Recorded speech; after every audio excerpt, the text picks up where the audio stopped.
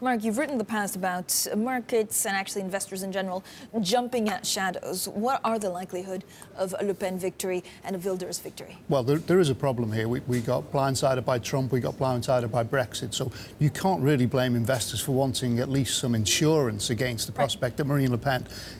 Polls show she wins the first round, they show she loses the second round. You're going to want some insurance against that, which is why the French 10-year spread against Germany is at 4-year highs. The talk of Marine Le Pen redenominating French debt into French francs and taking over the Bank of France as a way of funding an expansion of social programs, that's kind of scary for investors. The idea of you going to be redenominated back into French francs. Again, you want some insurance. You want a comfort buffer against the likelihood that the polls are wrong and that she does win that second round of the election. Paul, given what we're seeing in the European landscape and given what Mark was just saying, so Japonica focuses on underperforming assets, equities and fixed income as well. Where are you going long and where are you going short? Where do you see the best value? You know, we probably will be opening an office in Lisbon quite quickly, quite in the near weeks, actually. And I think our focus is probably going to be, you know, Italy and France and probably Portugal and maybe Spain. But buying what? We're going to be looking at underperforming companies this time. I think companies? we're going to really kind of, I think. What, listed companies? In all likelihood, they'll be publicly traded companies. That's what we've done in the past. And that's going to be our focus. In what kind of sector? That's, you know, we're hoping to hoping the prices don't inflate. What do you mean? Give it exclusively to Bloomberg. Okay. No, I think that's what's overbought at the moment in Europe? The asset that's most overbought?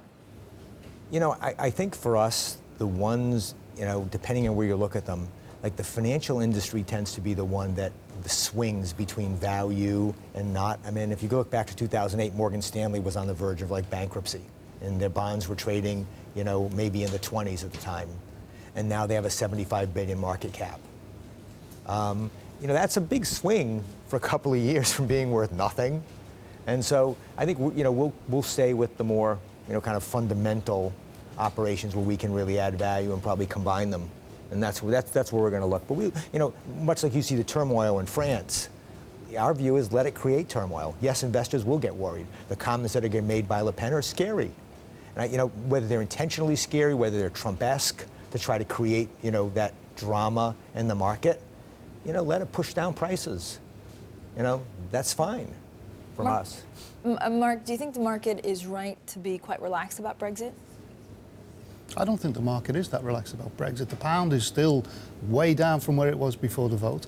The economy is doing fine at the moment, but we're still in the European Union. You've got 2 years of negotiation to go for that. I think that the market is correct to not jump at shadows about Brexit. But if you look at the way that the political dialogue is developing between London and Brussels, there's nothing there to give you comfort that this is going to turn out well. And there's certainly nothing to give you any comfort that the UK holds the upper hand in these negotiations.